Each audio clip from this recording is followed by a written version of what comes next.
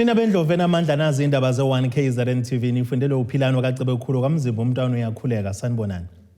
Nazo kwezona ndaba esithi yizo ezihamba phambili namuhla. Kuyezwelwa kwabamabhizinisi ezasemanzini kuxwayiswa abakuleli ngokuqasha abokufika kanti iANC ayeneme ngolwamabhishi eThekwini. Sanimukelani nabendlondlo kaMenze noPhaphe ekhanda nazi indaba. Osomabhizinisi beyitolo ke ithengisa izinto zokubhukuda kanye nokutshuza eThekwini KwaZulu-Natal bathi abakhathaza inkinga yokuvalwa kwamabhishi ngoba iphazamisa ukuthenga kwempahla zabo. Labo basho lokhu bekhuluma nosekela meya kulo masipala uPhilani Mavundla ngesikhathi ezoxoxisana kanye nabo. Ukuvalwa kwamanye amabhishi azungeza iTheku akugcina ngokuphazamisa umnotho leli dolopha, kepha nosomabhizinisi abahwebe eduze kolwandle nabo basaphazamisekile amabhizinisi abo njengoba zingekho ivakashi. Ongusomabhizinisi osohwebe kule ndawo iminyaka engaphezulu kwama40 uthi kubaxaka kakhulu ungafani kwemiphumela abayithola kochwepheshe abazimele nomphumela ovezwe umasipala weTheku mayelana nobungozi obukhona emabhishi aseThekwini. What I'm finding is the two tests are very different. The results are very different. So when the municipality tests, and they only test every 14 days, we're finding that their results are nearly double their coli count of what the Talbot labs are showing. So I'm not sure if there's something wrong with the equipment or if there's something wrong with the lab that's doing the results. I do trust it's like if you're very sick, will you choose to go to a government hospital or a private hospital? I choose to trust the private lab's information. I think it's more accurate. I'm there with it. So I find that if there's a problem where the readings from the municipality are too high, why don't we look at the private Talbot private labs testing results? And if they're showing the water's clear, why doesn't the city just contract them to test the water for us and we use those results? If that was the case, we wouldn't have had the beach closures for September or October. Losomabhizinisi usuku manje inisitelo sakhe esinye sesivaliwe ngenxa ungabi namakhasimende anele. Just since the floods in April and the second flood in May, the first closures of the beaches were from June. And from June, just after the first month, one of the surf shops closed down. We're a small community of diehards. We're here at the beach all the time. So the first shop closed down in May. A second surf shop right across the road from me, he just closed down in October. So he couldn't make it anymore. For myself, my business is down probably 35% for the year on turnover. So we're running lean at the moment. If the beach closures carry on, I don't think any of us will survive. We're seeing a significant hit. So that's for our surfing and our beach community, because if people can't go to the beach, they're not buying sunblock, not buying board shorts, they're not buying clothing, and they're certainly not buying surfboards. Namhlanje usihlalo wekomiti lokuhlaliswa kwabantu eThekwini uhambile abasomabhizinisi abazungisa amabhishi nokuyilabo yothola khona ukuthinteka kwabo wabeseqinisekisa ukuthi lemphumela bathi ayifani bazoyihlalela phansi nezikhulu kamasipala ukuyicubungula. Umnomzana nje besikhuluma naye njengamanje uPeter unabantu abawu10 abaqashile la baqashisa amabhodi la ukutshuza ngawo ama-surfing boards. Siyakhuluma ke naye uthi Sithole ngempela ngokwabo ukubona inkinga enkulu kangakanani lo mbhemu uthi kithi ukutesta kwabo kuvela kwi-private lab kubukeka kungahambisani nokwethu komkhandlu. Esibona ukuthi into okufanele siyenze kufanele bahlale omabili lama-lab asibheke ukuthi ngabe inkinga ikephi. Nizokhumbula ukuthi ngekudala kade sinomeya ezogeza la eBhishi meqeda ukugeza ngoba khona okukhulu ukukhuluma okwangena sidingo kungena sizathu ngoba uma ngabe sikhuluma iqiniso kwakade kutestiwe kwacaca ukuthi iBhishi lihle. Ngotebogo Sibisi ngiseThekwini.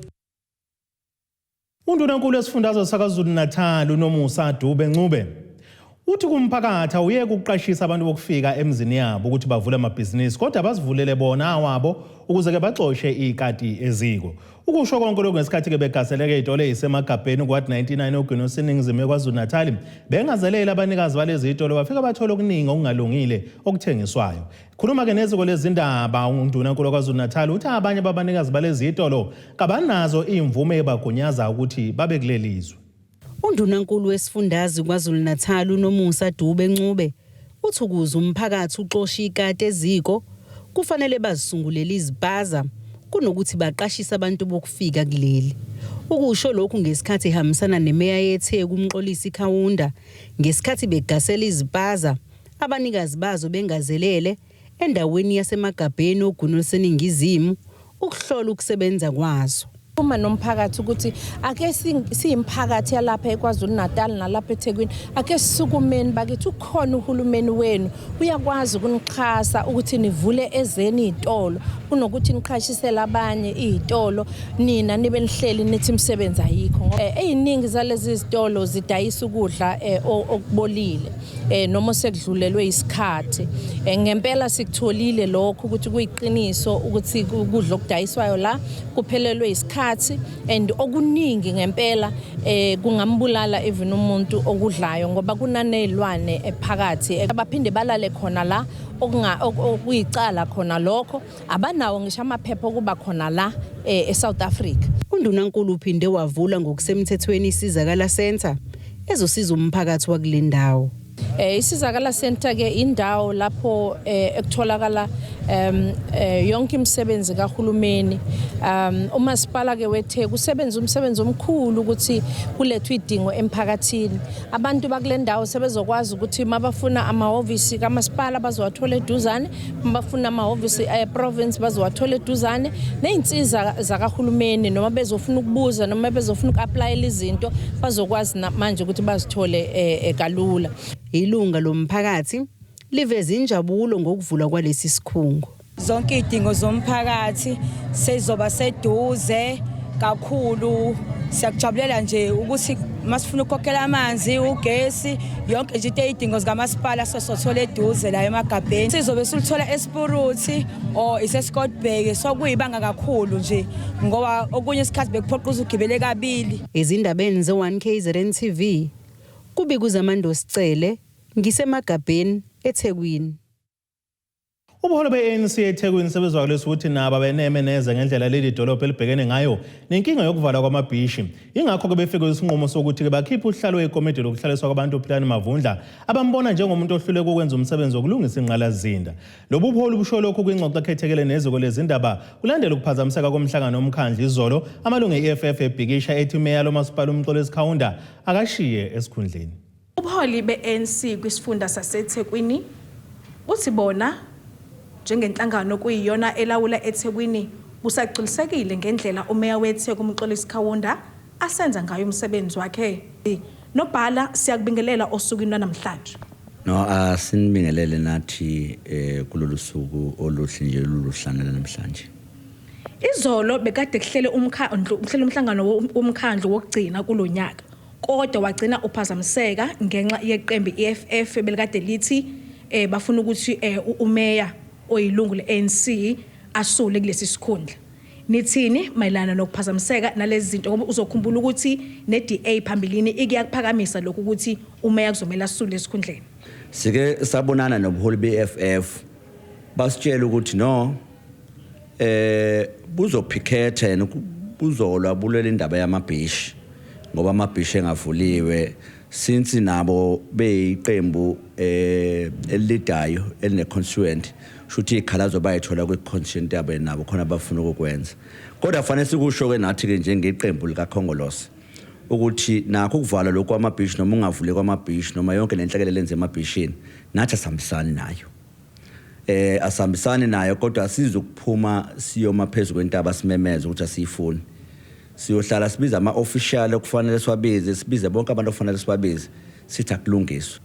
Nobhala ngesikubalekela ukuthi njenge-ANC eThekwini nophethe umkhandlu kodwa naningayitholanga nophethe ngokubambisana namanye amaqembu amancane ngeyivumelene nanizenzileke ngendlela enanizenze ngayo but njengamanje khona osukwini la izolo bekusabalela yona imbiko yokuthi nizokhipha loyo ongusekela meya ophinda bengosihlalo wekomiti lokuhlaliswa kwabantu. Zayithini ivumelane nanizenzile ngoba yena usamile ekutheni uyoba usekela meya kuze kushaye u2026. Uma bekhuluma abantu ngetheko bathi anibhekene ANC yenzani.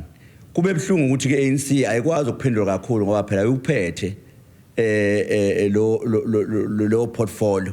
Lo portfolio iphethe omunye umuntu. So ke ANC have decided ukuthi no ukuze ikwazi ukuthi uresponda kahle ebantwini ayibe necontrol ifake effective management and effective leadership kuleyo portfolio sikwazi ukukhipha wonke umuntu ukuthi siyo deliver ebantwini bethu.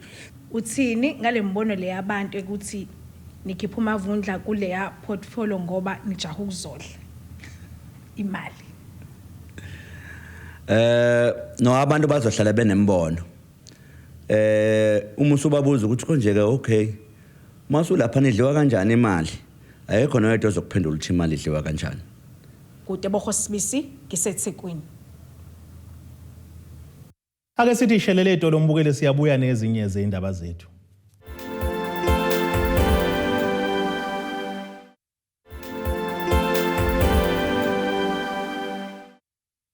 Nina besila sibonga siphinde futhi sinamukele nisabukele zona indaba ze1KZNTV nazo ke zona indaba esithi izo ezihamba phambili namuhla.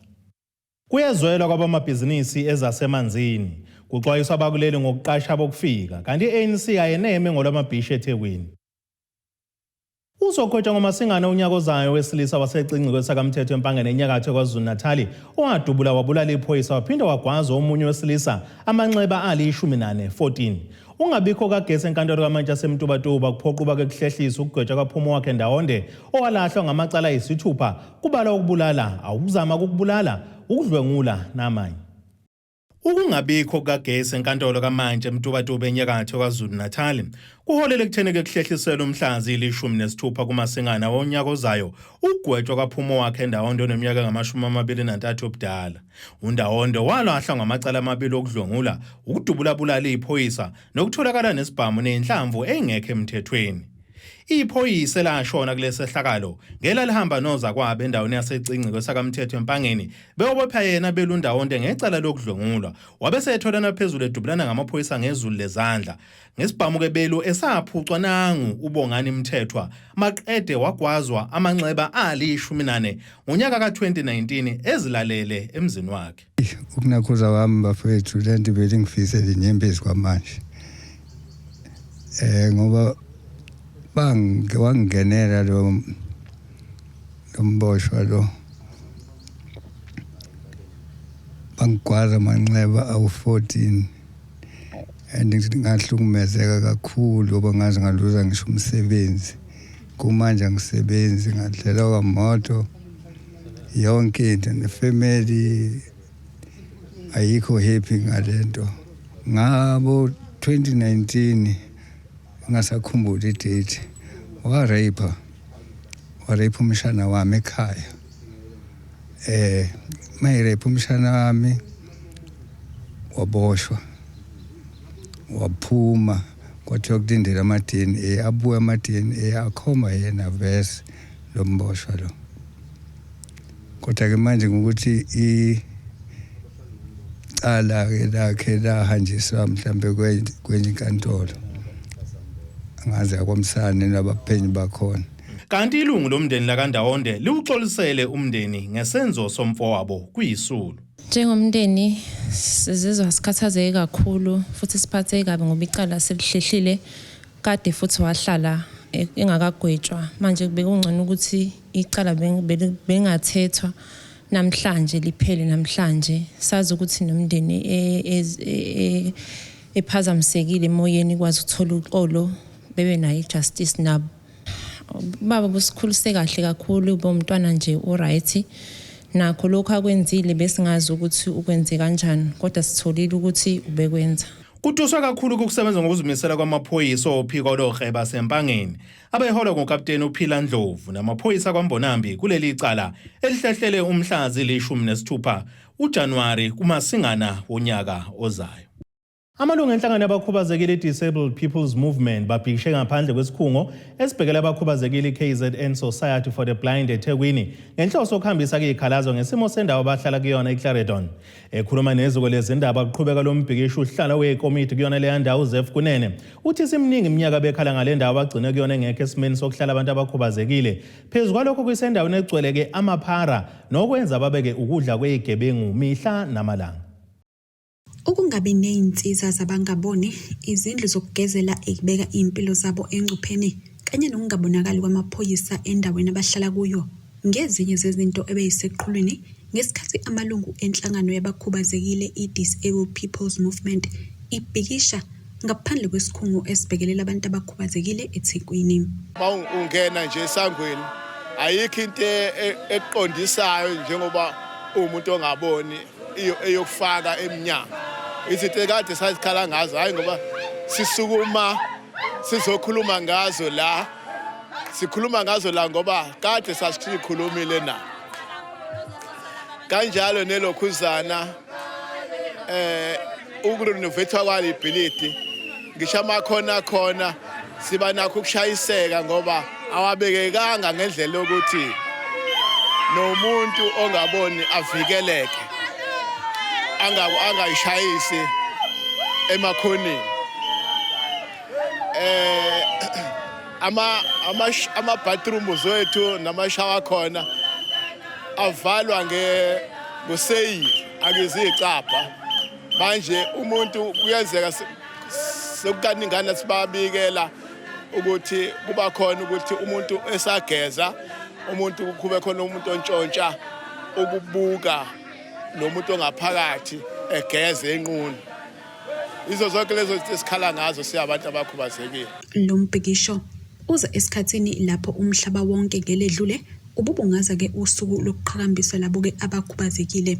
Laba bathi ke loncane kakhulu ushintsho abalibonayo kusukela kwizinga lempatho emphakathini abaphila kuyo kuze ke kuyoshaya uhulumeni imbala kanti basazizwa ke beqaswa ngenxa yesimo sabo.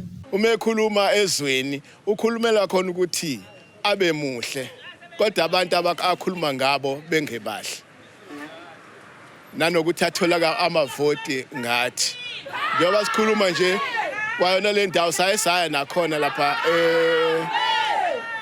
eCity Hall singakabuyeli sesilela khona sibuyisele basikhombe ama-social workers uthi i-Department of Social Welfare ezosinceda ukuthi udaba lethu lisheshe lilungiseke kodwa kaze kwenzeke lokho.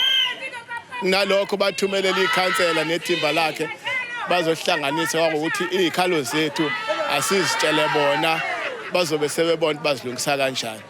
Leyo nje ukuthi uyasiza uhulumeni yebo mhlawumbe uyasiza lapha nalapha kodwa ezintweni eziningi cha sizakala.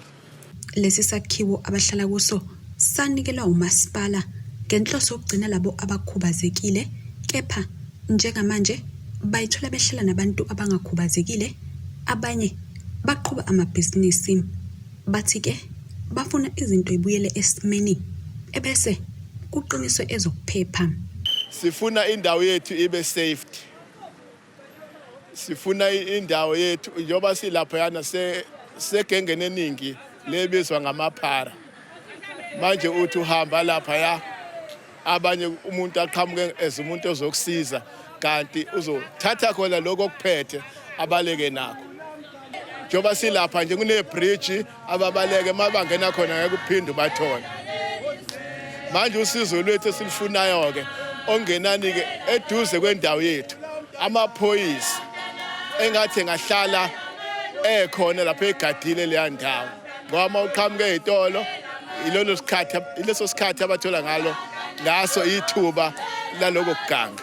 Eyindabeni ze-1KZNTV kube uNtomkhona Mvubu ngiseThekwini.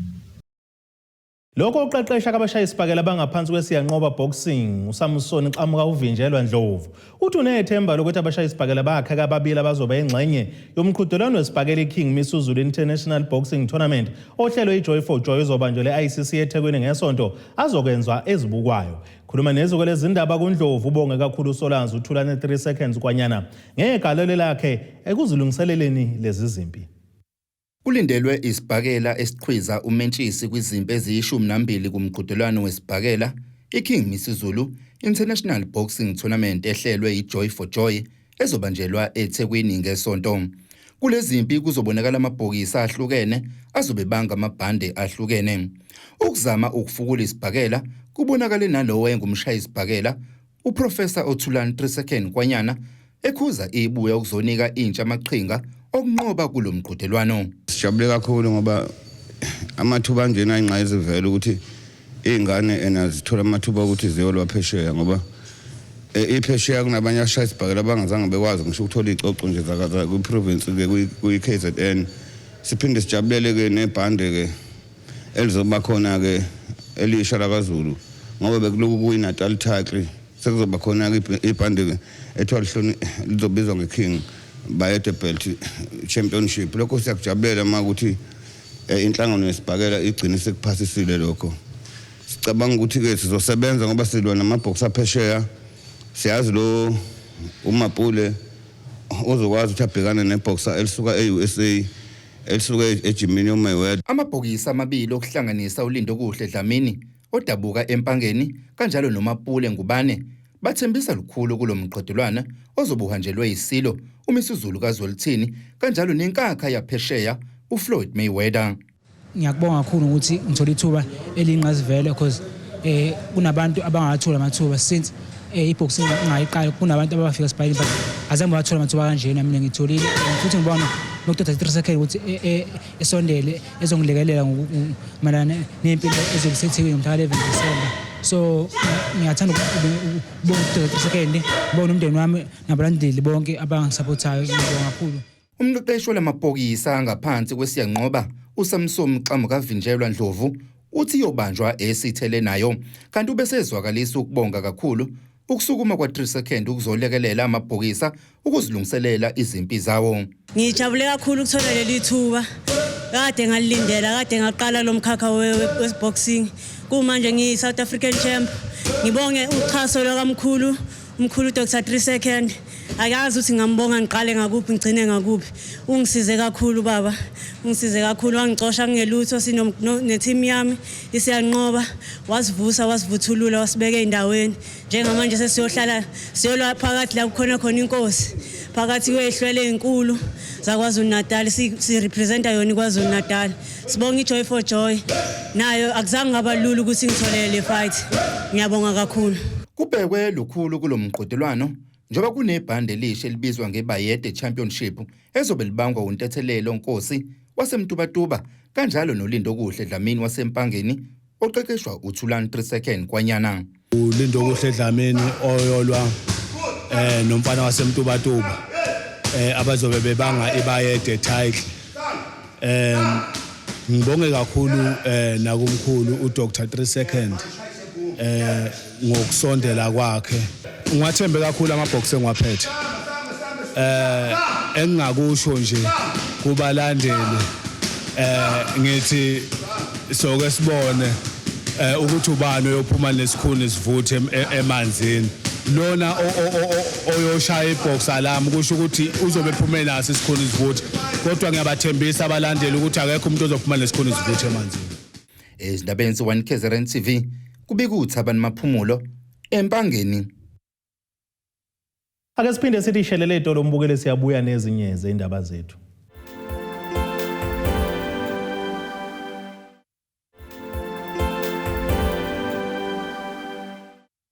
Nina besilo asibonge siphinde sinamukele nisabukele zona indaba ze1KZN TV nazi indaba ehamba phambili namuhla. Kuyezwelwa kwabamabhizinisi ezasemanzini kuxwayiswa abakuleli ngokuqasha abokufika kanti iANC ayeneme ngolwamabhishi eThekwini. Ake sibheke engosini yezomnotho.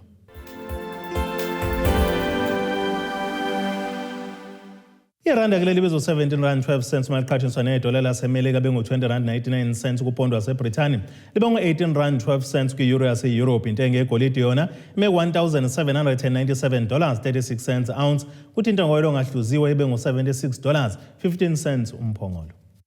Ake sibheke engosini yezemidlalo.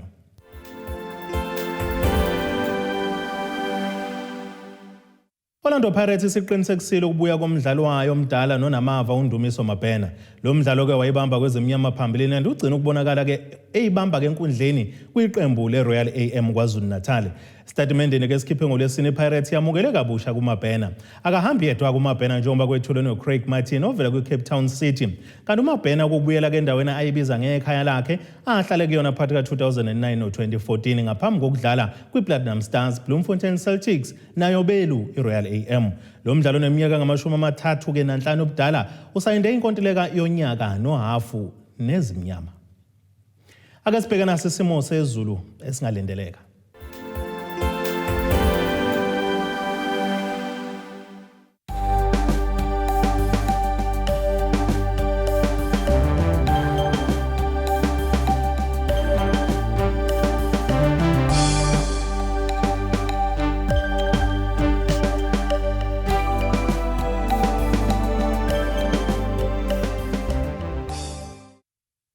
Indaba embena inkabe enkulu kaBusho obukhale kayivuma ungena ejokeni ziyaguqa bese iphaka namuhla kaMzimba umntwana nethemba lonke le indaba sithi kuze kube ngokuzayo.